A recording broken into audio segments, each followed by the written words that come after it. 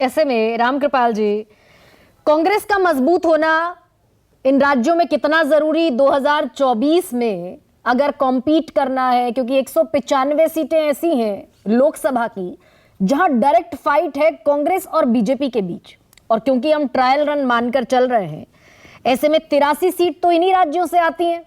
ये जो 5 राज्यों के चुनाव हो रहे हैं, कांग्रेस वो मजबूती जमीन पर दिखा पाएगी, ऐसा दिख रहा है? फाइट में एग्जिस्ट करेगी 2024 के मद्देनजर? देखिए गरिमा जी, एक जो आप बात कह रही थी कि इस चुनाव को अभूतपूर्व कहा जा रहा है, तो मेरी जितनी याददाश्त है कि हर चुनाव अभूतपूर्व होता है। कोई भी चुनाव पिछले चुनाव का रिहर्सल नहीं होता है, वो कभी भी नहीं रहा है। शुरू के 57 से लेकर के वो 3 चुनाव छोड़ दीजिए, जब जीत करके कांग्रेस आई थी एक लंबे संघर्ष के बाद, 1850 में बनी थी और 1947 में आज़ादी मिली, तो ऑब्वियस है कि वो कांग्रेस का दौर था, गांधी नेहरू का दौर था। लेकिन उसके बाद से जब 67 का जिस तरह से मिलीजुली सरकारों का, सभ्य सरकारों का दौर शुरू हुआ, तो आप अगर उठा के देखें तो हर चुनाव, कोई भी चुनाव ऐसा नहीं होता है कि जो पिछले चुनाव का। उसका कारण ये होता है कि समाज में जमीनी स्तर पर बहुत सारी चीजें बदल चुकी होती हैं, और हम जब विश्लेषण करते हैं तो अमूमन उन्हीं परिपाटी पर जो 57 से चला आ रहा है, ओबीसी है, फलाना है, ढिकाना है। मैं तो एक बात कहता हूं कि इस देश में 52 का जो पहला चुनाव हुआ था, तब से ओबीसी जो है 50% से ऊपर रहा। लोहिया जी कहते थे 100 में 60। लेकिन आज 70 सालों में कभी भी इस देश में ओबीसी डोमिनेटेड सरकार कभी रही, मतलब उस तरह कह लीजिए जैसे कि जो पार्टी थी जो ओबीसी को रिप्रेजेंट करती थी, पीजेंट्री पार्टीज, कभी नहीं रही। और मैं तो कहता हूं कि 70 सालों में जब भी उनको मौका मिला तो कोई 11 महीने, कोई 2.5 साल, कोई 11 महीने, कोई रहा ही नहीं। कुल मिलाकर के अगर भारत में किसी ने केंद्र में स्थायित्व दिया तो या तो वो कांग्रेस का प्रधानमंत्री रहा है या वो भाजपा का प्रधानमंत्री रहा है। तो ये देश में जातियां वही हैं, संख्या वही है। लोहिया जी 100 में 60 कहते थे, आज नीतीश जी बहुत गुणा भाग करके बोले 63 है।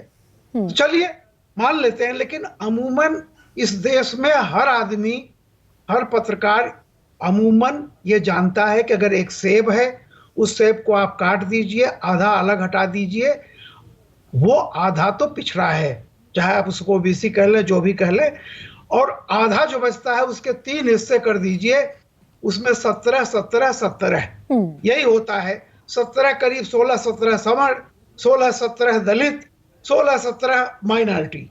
ये मोटे तौर पर पूरे देश का एक अनुमान है। आप जनगणना कर लें, जनसंख्या कर लें। एक बात हो रही थी, देखिए जनसंख्या तो आपने जनगणना तो जिसको सर्वे कहते हैं, जनगणना नहीं, वो छत्तीसगढ़ भी करा चुका है और कर्नाटक भी करा चुका है। नीतीश ने कराया बिहार में, उसका नतीजा उन्होंने सब सार्वजनिक कर दिया। छत्तीसगढ़ का क्यों नहीं अभी तक सार्वजनिक हो रहा है भाई? अगर जनगणना करने से कोई बहुत बड़ा क्रांतिकारी परिवर्तन देश में होने जा रहा है तो कर्नाटक की सरकार खुद सिद्धारमैया ने कराया था।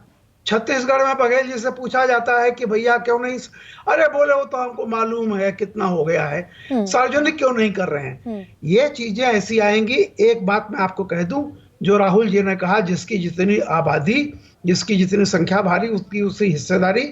तो आप बिहार में भी जो आंकड़े आए हैं उसमें 17% तो माइनॉरिटीज हैं, 14% यादव हैं। 17-14 देख लीजिए, कुल टोटल कर लीजिए कितना होता है, और जातियां कितनी है, बाकी का क्या हिस्सेदारी होती है।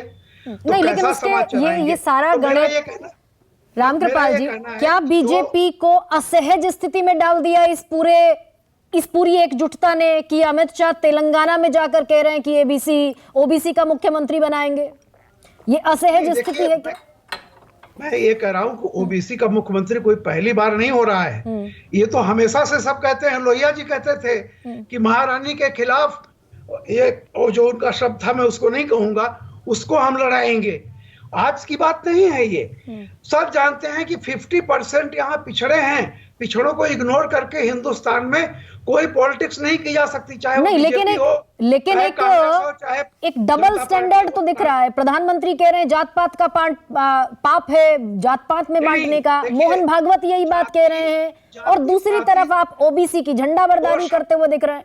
आप दो शब्द कह रही हैं, पिछड़ा जाति नहीं है। आप समझ लीजिए, कास्ट की बात अलग होती है, और ये कहना कि जो समाज में शोषित वंचित हैं उनका वो 60% है, इतने परसेंट है।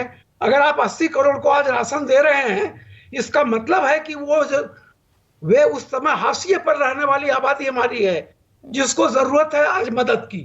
तो पिछड़ा कहना जाति बताना नहीं होता है। लेकिन वो ओबीसी कह रहे हैं, रामकृपाल जी, ठाकुर है, ब्राह्मण है, यादव है, कुर्मी है, केवट है, धनिया है, बनिया है, जब इस तरह से जोड़ करके करते हैं वो कास्ट होती है। लेकिन अमित शाह ने जो बात कही वो ये कही कि ओबीसी का मुख्यमंत्री बनाएंगे।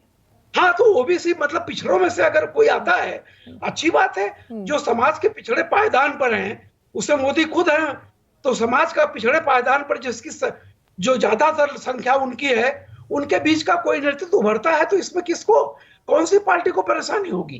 हर पार्टियां ये कहती आई हैं और आजादी से लेकर आज तक कह रही हैं। दूसरी बात जो आपने कांग्रेस की कही थी, मैं उस पर बता दूं एक बात।